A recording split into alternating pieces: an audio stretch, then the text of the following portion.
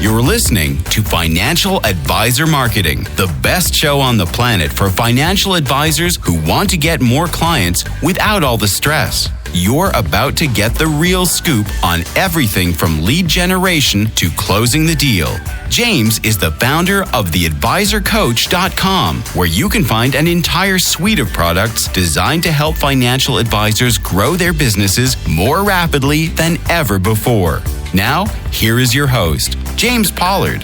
Hey, welcome to the Financial Advisor Marketing Podcast. If this is your first time listening, thank you so much. You are in an amazing spot. I have a ton of episodes for you to listen to. And if you're coming back for the second time or the third time or the 100th time or the 300th time, thank you so much for listening. As always, I'm your host, James Pollard, and today's episode is about something so fundamental that if you master it, you'll be virtually unstoppable, not just in your business, but in your life too. It is not luck. It's not connections. It's not even intelligence. It's two things, actually. It's massive confidence and tremendous competence. And today, I'm not just going to tell you what these are. I'm going to break them down. I'm going to give you some examples and stories, mistakes I've seen advisors make, and so on. So why these two? Why confidence and competence? Because confidence gets you in the game and competence keeps you there. Without confidence, without being sure of yourself and able to put yourself out into the marketplace, you don't show up. And without competence, the ability to actually do the thing that you say you're going to do, you can't stay. If you lack confidence, you hesitate, you miss opportunities. And if you lack competence, you get exposed eventually. Think of it like this. Confidence is the key that unlocks the door, and competence is what happens when you walk through it. And it's a package deal. Both are needed if you're serious about success. I want to tell you about an advisor I worked with a few years ago. We'll call him Tom. That's not his real name, but we'll just say it is.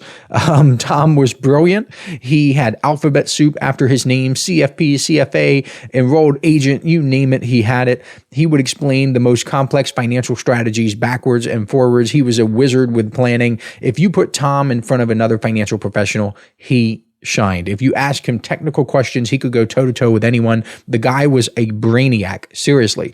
But here was the thing. Tom couldn't get clients, and that's actually why he came to me. That's how I got to know Tom, because I'm the financial advisor marketing guy.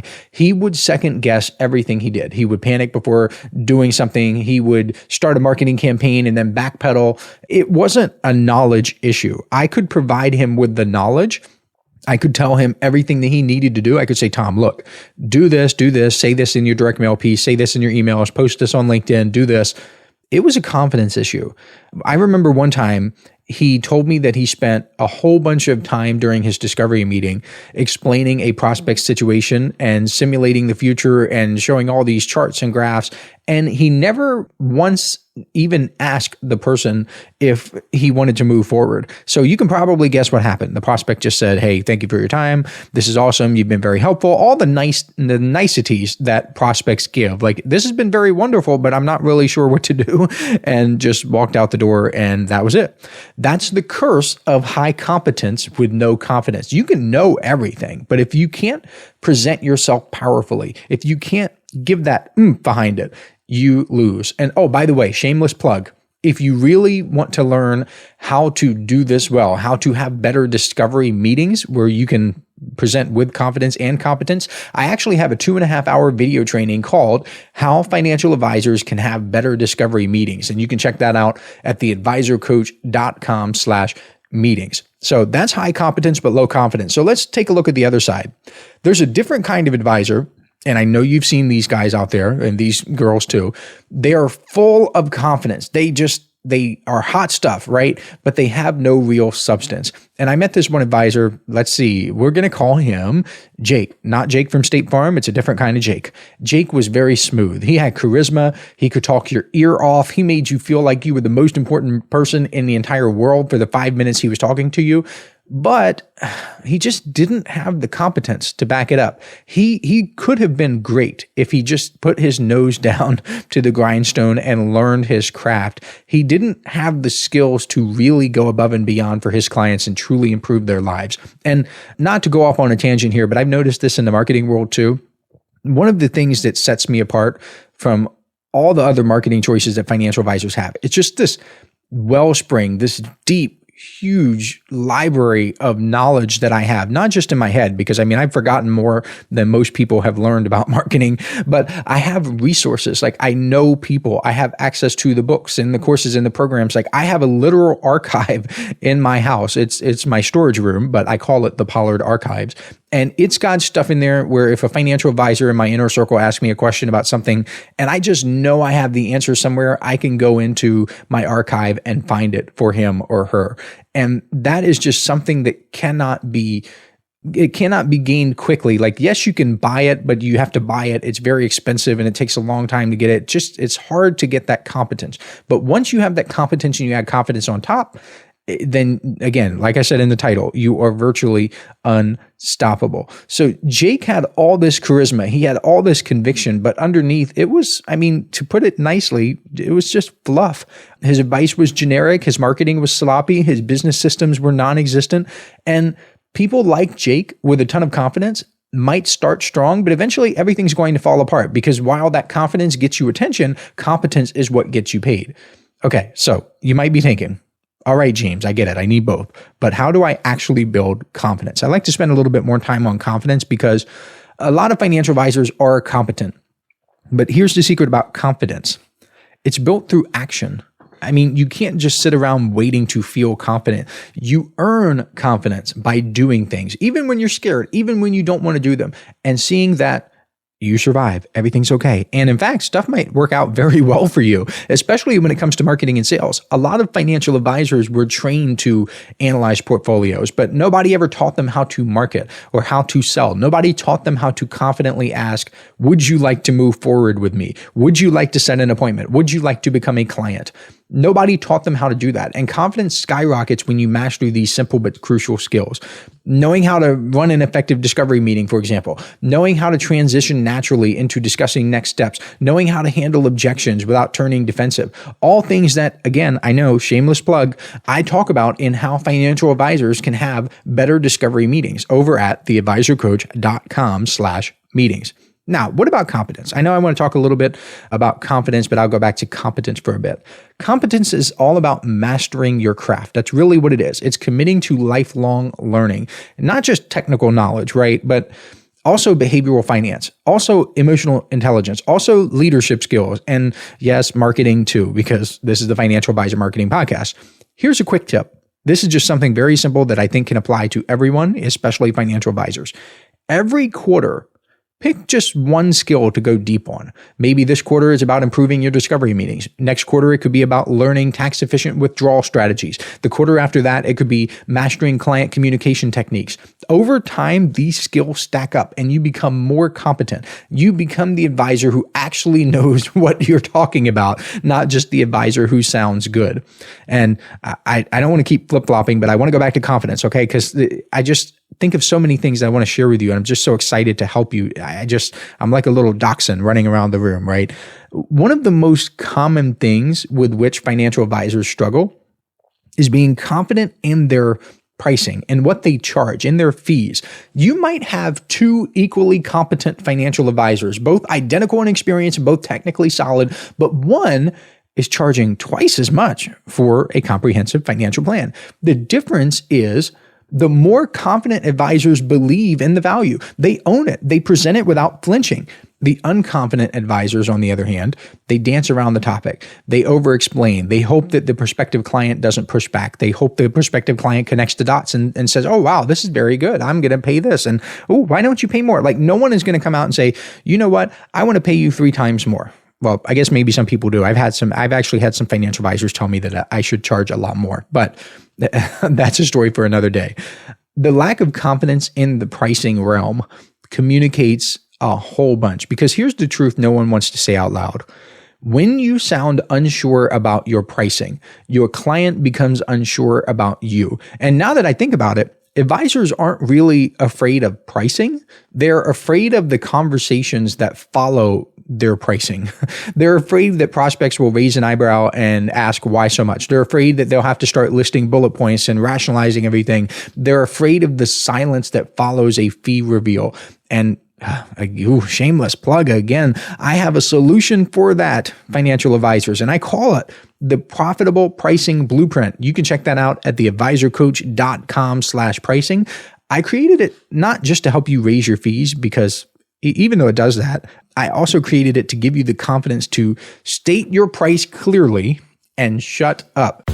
Listen up, financial advisors. This is something special I'm doing exclusively for people who listen to this podcast. If you subscribe to the Inner Circle newsletter over at theadvisorcoach.com/coaching, I will send you a collection of 7 copyright-free emails personally written by me that you can use right away to begin getting more clients. I call these my objection-busting emails because they're designed to overcome the biggest objections financial advisors face. All you have to do is send me an email letting me know you've subscribed, and I will reply back with a link where you can download them for free. I originally offered these in the May 2024 Inner Circle newsletter issue, and it was one of the most popular bonuses I've ever given away. Today, these 7 objection-busting copyright-free emails are only available to listeners of this podcast because I'm not mentioning them anywhere else. Go to theadvisorcoach.com/coaching to subscribe today. Now, back to the show. Because let me tell you, one of the most powerful things a financial advisor can do is deliver a fee with confidence and then say nothing. No rambling, no over justifying, no awkward chuckles, just my fee is $6,000. Here's what that includes. Pause, wait for the response. Because when you believe in your price, you allow your client to believe in you. And actually, all that justification and stuff should have happened before the fee reveal. I mean, and marketers know that. That's like marketing 101. If you've ever attended a webinar where something is trying to be sold to you, the justification, at least the good marketers, will justify before presenting the price. Clients are always looking for signals and heuristics. Heuristics help them make decisions. They're scanning for certainty. They're not looking for the cheapest advisors. They're looking for the right ones. And how you talk about your fee is one of the first clues they get.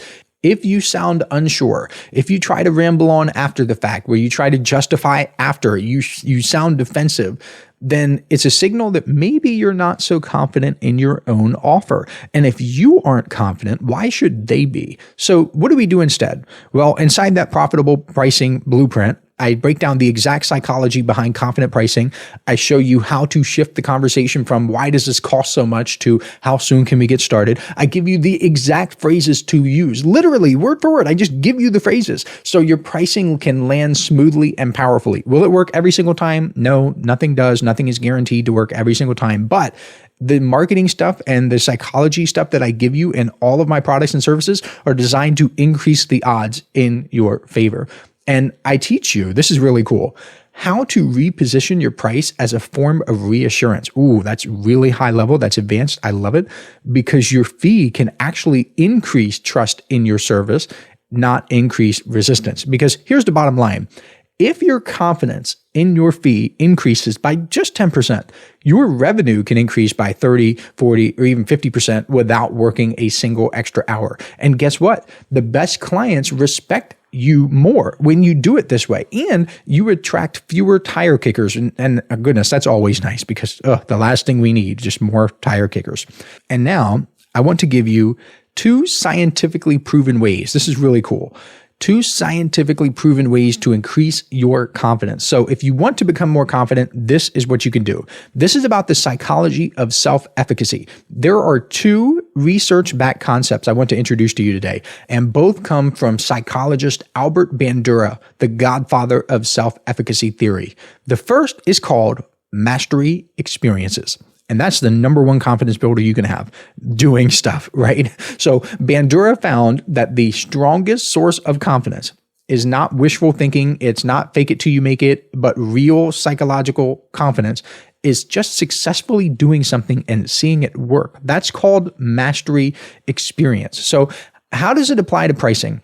If you're a financial advisor who wants to raise your fees, but you're nervous, maybe you worry about scaring clients away, maybe you're unsure about how to justify your value, the best way to fix that isn't just to think positive thoughts. It isn't just to repeat affirmations and meditate and go crazy, hog wild with all these mantras.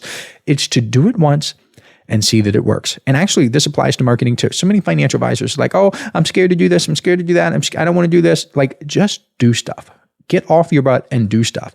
Do things once and see that they work, and then keep going. Because the first time you confidently present your new fee and the client says, oh, sounds good, that's a mastery experience, and it rewires you. It changes you because now your brain has evidence. You're no longer guessing. You're no longer hoping. You have done it and it's worked. That becomes the foundation of your confidence moving forward. So the question becomes, how can you create more mastery experiences, especially if you're nervous to try them?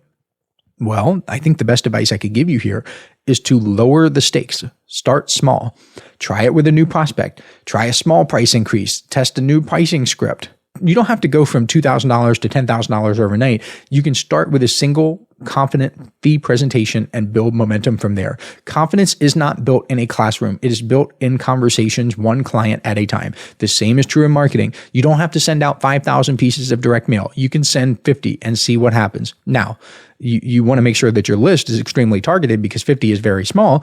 I'll give you another example because direct mail is probably not the best one. You don't have to spend $500 per day on online ads. You can spend $50 a day and see what happens. You don't have to go all over the place on LinkedIn. You can select a couple of people that you want to connect with every single day and send real, targeted, meaningful connection requests to them and real, targeted, meaningful, genuine conversation-based messages to them. Do not just copy and paste. Don't be lazy. Don't send these long messages. Just have real conversations with people. You're starting small so you can get these mastery experiences. Now, here's the second powerful confidence builder. This is scientifically proven. This is empirically backed. This is also from Albert Bandura. It is the classic monkey see, monkey do. It's the if they can do it, so can I. It's vicarious experience. When you observe someone else, someone similar to you, it doesn't have to be someone similar to you, but if someone is similar to you, it helps a lot. When you observe someone doing something successfully, that success gives you confidence. It's why testimonials and peer stories are so powerful. Even though I'm not the biggest fan of testimonials, I believe that you should think independently. You should not rely on what other people say. This sounds so weird to some people, but I rarely, if ever, check out reviews for products. Like if I try to buy something on Home Depot or Amazon or somewhere, I purposefully try not to look at reviews because I don't want to be influenced by what other people are saying, right? I want to think independently and make my own conclusions. I know that's weird. I know I'm in the minority, but it's just how I think. This is why mastermind groups work really well. It's why my inner circle office hours work really well because you just get to hear the questions that other financial advisors are asking. Financial advisors ask questions like, hey, how can I improve my email marketing? How can I improve my LinkedIn marketing? How can I do this? How can I do that? How can I improve this script? And the answers that I give those financial advisors and their responses and us working together, that is a vicarious experience for other financial advisors. It is the classic example of if a child asks a question in a classroom, chances are other children have that same question. So it's smart for a teacher to take a step back and really dig deep into answering the question for the child because it's going to help other children. It's the same exact thing in the office hours. That's why I love doing them. And for pricing specifically, if you hear about another advisor who is, let's just say, the same age, a similar background, the same market, who raised her fees by, I don't know, it doesn't matter, but like 40%, and not only kept clients, but got more clients and got more referrals, then you start to think to yourself, wait a second. If she can do it, maybe I can do it too. And that belief, that mirror of possibility, it's one of the most underutilized psychological tools in the entire world, let alone the advisor world, because most financial advisors just try to white knuckle everything. They try to operate in isolation. They don't talk about things. They don't ask what other people are thinking. They don't ask what other people are doing. They don't learn from their peers who have already paved the path. Heck, I have the Inner Circle. It's a monthly membership. It's $199 per month. People sign up for that thing all the time. And they don't ask me questions, even though I give direct email access to me for their questions. A lot of people just don't. And even in the office hours, like 1 to 2 to 3% of Inner Circle members even attend the office hours. Isn't that kind of sad? Isn't that like really, really sad? Now, I understand that some of the really, really successful financial advisors are doing other things and they're having meetings, but like honestly, I know this might sound biased because obviously I'm the person running it, but I can't think of a better use of your time, something that would give you a bigger return on investment than not just learning from me, but learning from the questions that other financial advisors ask and the experiences that they're going through right now. Because again, this is not just me. This comes from psychologist Albert Bandura. This is vicarious experience. This can give you that confidence. And if you build your confidence, then that leads to a tremendous ROI by itself. Like, forget the marketing strategies, forget me telling you exactly what to do and how to do it. Just building your confidence is going to make a tremendous result. So with the vicarious experience thing, if you immerse yourself in stories of other people who have done it, like even reading biographies, you read stories about people who have done the things that you want to do, and that causes your belief to grow. That is an amazing thing. And you stop thinking of things that you want to do as what other people do or what other people have done, and you start to see it as something you can do. So, enough rambling. That's enough for this week. Remember this: if you can increase your confidence and your competence, you can become virtually unstoppable. I hope this has helped you. Thank you so much for listening, and I will catch you next week. This is thepodcastfactory.com.